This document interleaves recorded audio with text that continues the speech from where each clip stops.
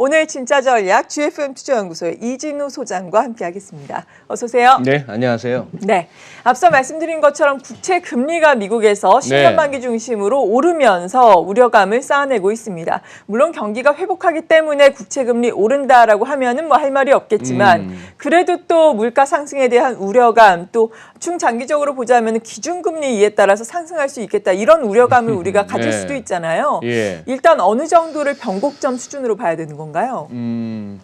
예, 이제 최근 한 며칠 특히 한 이틀 전만 하더라도 우리 증시도 뭐 급등하다가 또 아주 급락을 하는 가운데 그걸 갖다 이제 여러 매체나 또 이렇게 증권가의 분석 리포트에서 미국채 수익률이 최근 들어서 급하게 올라서 이런 얘기를 많이 했죠. 맞아요.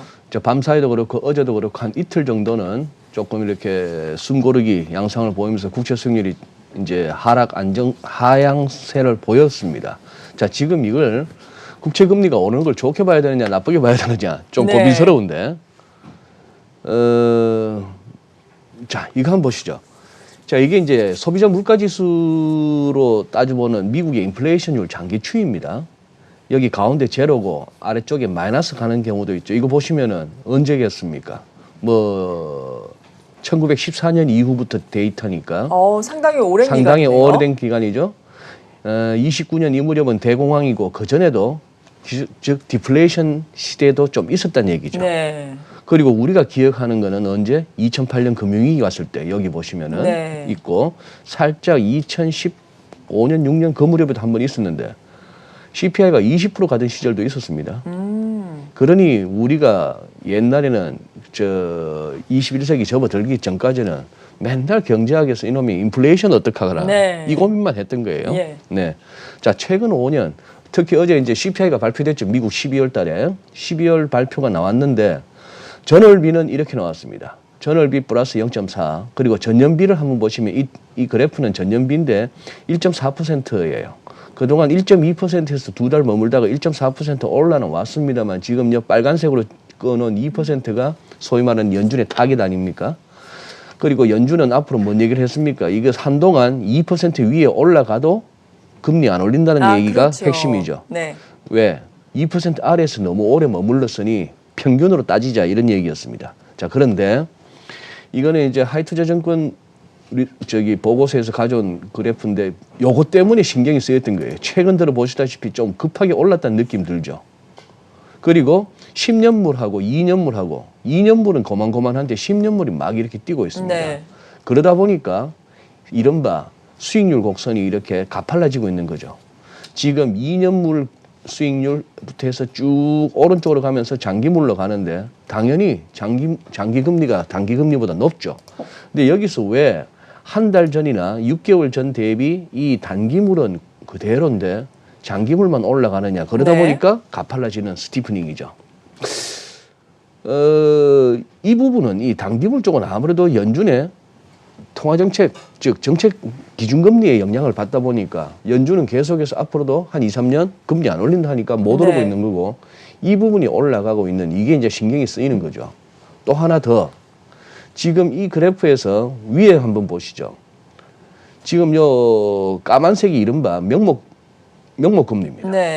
1년짜리 국채 수익률로 따져보면 명목금리. 그러면 빨간색은 인플레이션율이에요. 아까 살펴봤던 CPI 같은 걸로. 그러면 이 파란색이 이른바 실질금리입니다. 실질금리가 지금 왕왕 마이너스에 머문 적이 많았죠. 그러다 보니까 이 기간 동안에 실질금리 마이너스 이런 상황이 되니 어지간하면 돈 빌려서라도 주식을 사든 뭘 사든 사면 다 오르던 시절을 우리가 겪어왔던 겁니다. 이 공식은 잘 아시잖아요. 명목금리는 실질금리에다가 기대 인플레이션율을 더한 이른바 피셔 방정식 아닙니까? 피셔 방정식인데 그래서 이제 물가 연동 국채 소리를 자주 들으시죠. 팁스라고. 트레저리 즉 미 재무부에서 발행하는 인플레이션 프로텍티드 인플레를 갖다가 방어할 수 있는 국채 이런 차원에서 팁스입니다. 이게 이제 시장에서 실질금리로 대용되는데 왜 그런가 하면요. 자, 여기서 이제 브레이크 이븐 레이트, 브레이크 이븐 인플레이션 레이트 뭐 이런 식으로 해서 BEI, BER 이런 용어들을 쓰는데 최근 들어서 이 부분이 쭉쭉 올라오고 있는 게 보이시죠? 보이는데 이게 이제 조금 신경이 쓰인다는 얘기입니다. 뭔가 인플레 기대 심리가 올라간다는 얘기인데 이거는 시장에서는 이런 식으로 구한다는 얘기입니다. 자, 보시면은 이게 미국채 10년물입니다. 최근 1년 동안의 흐름인데 작년 팬데믹 때 훅 빠지다가 네. 한번 이런 식으로 하다가 저기 팬데믹이 본격화됐을 때는 국채 가격도 떨어졌단 말이죠. 국채 수익률 폭등하고 이런 식인데 최근 들어 올라오죠. 자, 미국채 10년물에서 이 미국채 10년 물가 연동채 수익률을 뺀다는 얘기입니다. 그 차이예요. 아까 보시다시피 한경닷컴의 사전에 이렇게 나옵니다. 네. 미국 일반 국채하고 인플레이션 연동한 팁스 수익률 차이다. 국채 수익률에서 팁스 수익률 빼라. 그게 브레이크 이븐 레이트다. 네. 그 의미는 지금 이 여기서 10년짜리 국채 수익률을 물가 연동채로 사는 이유는 수익률이 마이너스 0.957%지만 나중에 만기에 가서 인플레이션율을 감안해서 그걸 얹어서 이자를 주기 때문이에요. 그래서 이쪽으로 매수세가 몰린다는 얘기는 인플레가 조금 두려울 때 해지용으로 들어간다는 얘기입니다. 네. 그러면 1.119에서 마이너스 하기를 마이너스 0.957 하니까 마이너스가 더해서 2.076이에요. 네. 이게 이제 시장에서 말하는 브레이크 이븐 레이트인데 그러니 브레이크 이븐 레이트란 얘기는 아까 휘셔 방정식으로 이렇게 대입한다면은 이거는 결국 시장에서 지금 대충 어떻게 한 10년 정도 인플레이션율을 갖다가 2%를 올라서기 시작했다는 얘기입니다. 그 의미가 되는 거예요. 그러니 지금 이제 브레이크 이븐 레이트가 올라간다. 이런 얘기가 결국은 인플레에 대해서 조금씩 시장에서 말들이 나오는 겁니다. 그런데 그러면은 한번 겹쳐봅니다. 네. S&P 500하고 브레이크 이븐 레이트하고 겹쳐보면은 동조화가 꽤 되네요. 이 부분에서는 동조화가 분명해요. 예.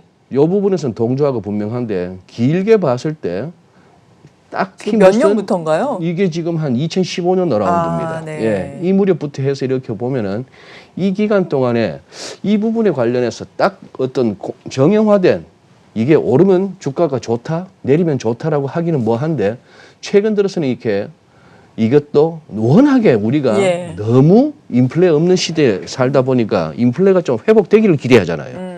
연준도 오죽하면은 인플레가 2%까지는 좀 올라와줬으면 좋겠다. 이런 상황이다 보니까 왔는데 이것과 관련해서 이렇게 보시는 게 낫겠습니다.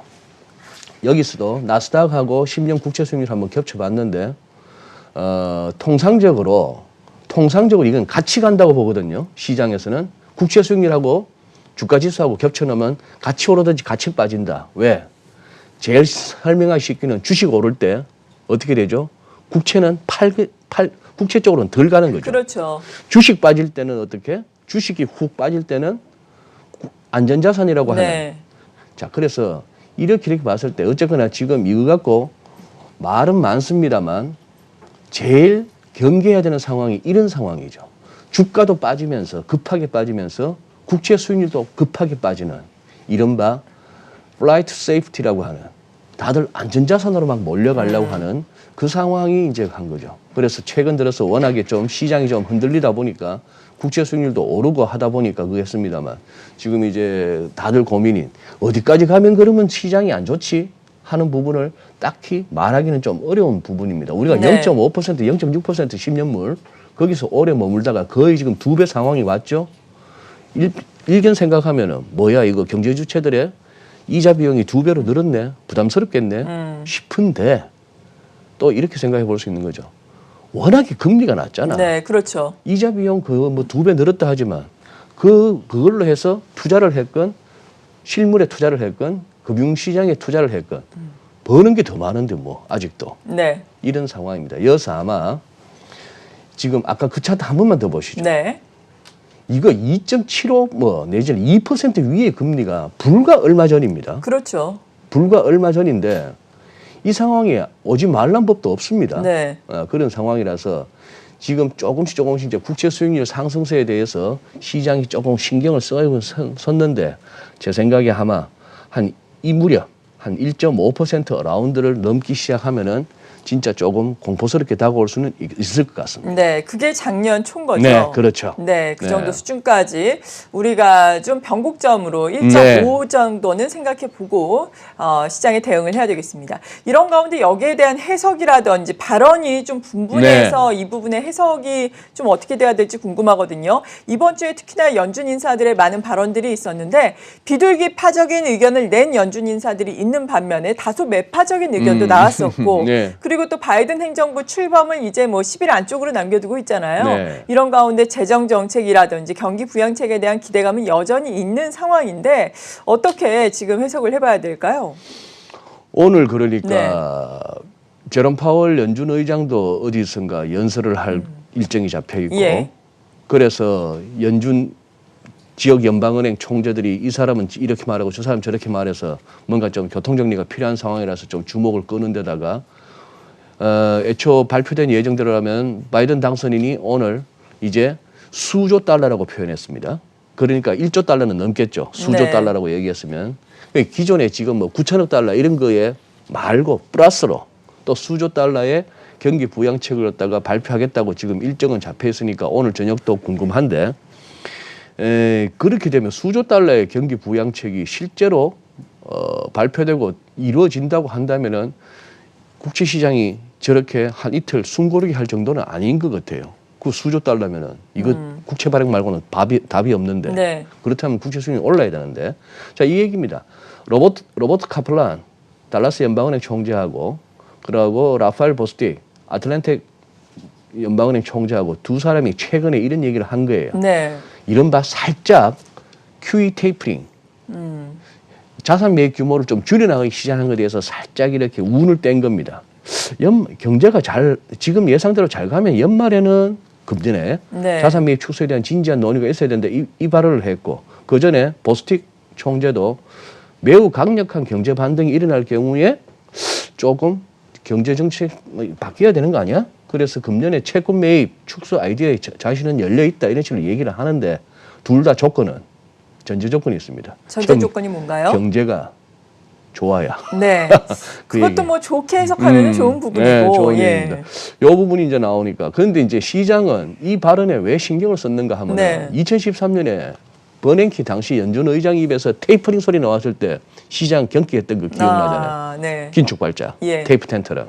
그때 뭐 국채 수익도 확 뛰고 맞아요. 주가도 확 빠지고 했던 네. 그 경험이 있어서 굉장히 말을 조심스럽게 하는 겁니다. 그런데 뭐 여전히 또 이렇게 긴축이나 테이퍼링 이 소리가 시장에 영향을 미칠까 봐 뭐 시카고 연방은행 총재 찰스 에반스 같은 경우 그리고 리차드 클라리다 연준 부의장 같은 경우에 이렇게 또 이런 얘기로 하면서 또 시장에 약간 혼선을 준다기보다도 너무 테이퍼링 이런 거에 걱정해서 뭐 자산시장 흔들리지는 마세요. 이렇게 나오고 있는 양상입니다. 네, 네. 그렇군요.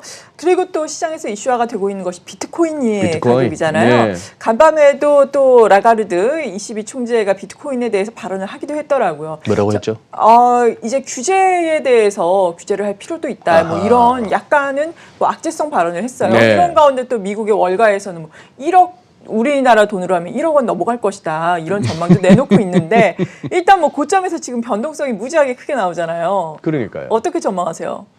그 10만 달러 넘는다는 얘기가 예. 1억 넘는다는 얘기구나. 그죠? 예, 네. 맞아요. 예. 지금 뭐 한 2만 불 하던 게 4만 불 불과 얼마 전에 4만 2천 불 건드리던 그러니까요. 게 네. 3만 2천 불 밑으로 왔다가 네. 지금 이게 또 한 이틀 사이에 한 5천 불 반등 나왔습니다. 그야말로 엄청난 자, 네. 우선 이 사람이 참 재밌습니다. 아, 누군가요? 저기 루비니. 예, 네. 누리엘 루비니 2008년에 스타가 된 이후로 그동안에 닥터 둠은 주식 잘 가고 할 때는 존재감이 없는 사람들이죠. 맞아요. 자, 그러다가 그때 아예 무슨 근거는 제시하지 않고 1월 15일이 다가오고 있는데 그때 비트코인 버블 꺼진다 이렇게 올렸고 네. 여기도 그런 쪽입니다. 이게 무슨 가치 척도도 지불 수단도 가치 지정 수단도 아니고 그래서 화폐가 아니다. 그리고 왜 가격이 오르는가? 자기 실현에 의한 투기적인 상승이다. 그냥 여기 들어온 사람들끼리 이건 오를 거야 하면서 했던 거 아니냐. 그건 그렇긴 하죠. 자, 이거 아마 이 얘기 같아요. 뭐 네. 160억 달러어치의 테더 1테더가 1달러 뭐 이런 식으로 스테이블 코인이라고 불리는데 네. 자, 이게 지금 계속해서 막 공급되고 있다. 그래서 조만간에 수사가 진행될 것 같다. 뭐 이런 얘기도 하는데 네. 그게 그러면 라가르드 총재의 그 발언하고도 연관이 있는지는 모르겠습니다만 그러고 그저께 이제 그거 한 날 비트코인 곡소리 난 날 이거 한국경제 기사를 한번 캡처해 와봤습니다. 영국의 금융행위감독청에서 이런 말을 했습니다. 네. 이 정책 당국에서 쓰는 표현치고는 좀 직설적이죠. 가상화폐 투자한다면 모든 돈을 잃을 준비가 돼 있어야 한다. 정말 극단적이네요. 극단적이죠. 무엇에 투자하는지 확실히 이해하고 해라. 예. 이런 식입니다. 그러면서 또 일반 투자자에 대한 가상화폐 관련 파생 상품 판매 금지하고 또 사업자들한테는 등록을 의무화하고 이렇게 했습니다. 신고제가 아니고 등록해라 이런 얘기죠. 네. 뭐 이런 식이네요. 장기 추이를 보시면 그때 2017년, 2018년 한번 2만 불 가면서 난리함 치다가 오랜 어떤 또 기다림의 세월 끝에 지금 최근에 이 2만 불 회복했던 게 작년 말이었습니다. 그러고 네. 나서 이게 지금 4만 불 휙 넘었다가 3만 4천 불, 뭐 그러니까요. 3만 2천 불 갔다가 지금 오늘 또 한 3만 7천 불 출렁출렁거리고 있는 그런 상황인데 지금 여기서 이제 여기서 이렇게 한번 훅 꺾이는 장이 왔다는 얘기는 당분간은 굉장히 혼조세는 각오하셔야 될 것 같습니다. 이렇게 원웨이로 가던 시장 한번 이렇게 쿵 하면은 그 다음에는 다시 방향 잡을 때까지는 좀 시장에 좀 밀리면 저점 매수도 많이 들어오겠지만 네. 또 이렇게 좀 올라가면은 아차 물렸다 싶었던 세력들은 또 빠져나오고 싶은 이런 어떤 그게 있겠죠. 네. 그게 어떻게 보면 우리 코스피에도 똑같은 논리가 한동안 좀 이어지겠죠. 네, 우리 코스피에 대해서도 간략하게나마 정리를 하면서 마무리를 했으면 좋겠는데요. 네. 코스피도 지금 똑같은 논리라고 말씀을 해주신 게 사실 요즘에 고점에서 변동성을 확대하는 것이 비슷하다 이렇게 말씀을 하신 것 같은데요. 네. 어떻게 생각을 하세요? 네, 코스피는 그냥 예. 이 차트 소개해드리는 걸로 마무리하겠습니다. 지난 월요일 날 11시 방송에서 살짝 언급은 했습니다만 네, 어떻게 차트는 못 언급하셨어요? 보여드렸어요. 이거 그냥 막 일일이 다 설명하기는 어렵습니다. 그냥 네. 뭐 파동 이론 이런 거 따지고 차트 이렇게 좋아하는 사람들은 이런 별짓 다 한다고 이해해 주시면 됩니다. 결국 요지는 이거예요. 네. 이 당시 금융위기 당시 저점 892.16 그리고 그 이후에 여기까지 2018년 고점까지 2607 이것이 1714포인트를 올라갔는데 여기다가 이제 파동에서 좋아하는 1.382, 1.618 이런 것들을 곱해 보는 겁니다. 네. 그래서요. 그런데 1.382를 곱했더니만 2370포인트. 그걸 갖다가 이 금융위기 당시 저점에다 대입을 해서 이만큼 이 올라갔던 파동에 1.382만큼은 갈 수 있어라고 했던 게 3262가 나왔는데 고점이에요. 그날 이번에? 3266 찍고 그냥 예. 후룩 밀렸잖아요. 그런 상황이라서 일단은 기술적 고비에 이르렀습니다. 여기서 한번 조정 이후에 네. 조정이 어디까지 갔다가 그 다음 타겟은 또 나오는 거예요. 그러다가 조정 마무리하고 또 상승 랠리가 온다면은 3,464도 나오고 3,666도 나오고 뭐 이렇게 나오는 건데 지금 한번 여기서 나름대로 차트쟁이들이 이날 전율을 느꼈습니다. 네. 뭐야 이거? 정말 맞네. 뭐 이런. 뭐 정말 예. 맞네 이런 생각이 예. 드는 거예요. 그러고 나서 그날 뭐 장중 170포인트 흔들흔들하고 그런 상황이니까 지금 여기서 이 원웨이로 3개월 연속 장대 양봉이 나오면서 좀 가팔라졌던 기울기 이게 지금은 약간 혼조세에 접어들었다라고 보시면 될 것 같습니다. 이 와중에 하루 몇 조씩 사는 우리 개인 투자들 보면은 정말 참 용감하세요. 조금은 네. 이렇게 어떤 늘 문제는 속도입니다. 그렇죠. 예, 장사 하루 이틀 하는 것도 아니고 주식 하루 이틀 하다가 마는 것도 아닌데 네. 예, 너무 그렇게 막 이른바 포모라는 느낌이 드는 그런 거는 아닌 것 소외되면 같아요. 어쩌나. 예, 예. 그거보다는 조금은 지금은 이제 좀 변동성이 커졌다 하는 부분을 염두에 두시고 조금은 이렇게 냉정하게 좀 이렇게 접근하실 필요가 있습니다. 가기는 언젠가는 갑니다. 근데 네. 잘못하면 오래 기다려야 되기 때문에. 그렇죠. 네. 네, 좋은 말씀 해주셨습니다. GFM 투자연구소의 이진우 소장과 오늘 이 시간 함께했습니다. 감사합니다. 네, 고맙습니다.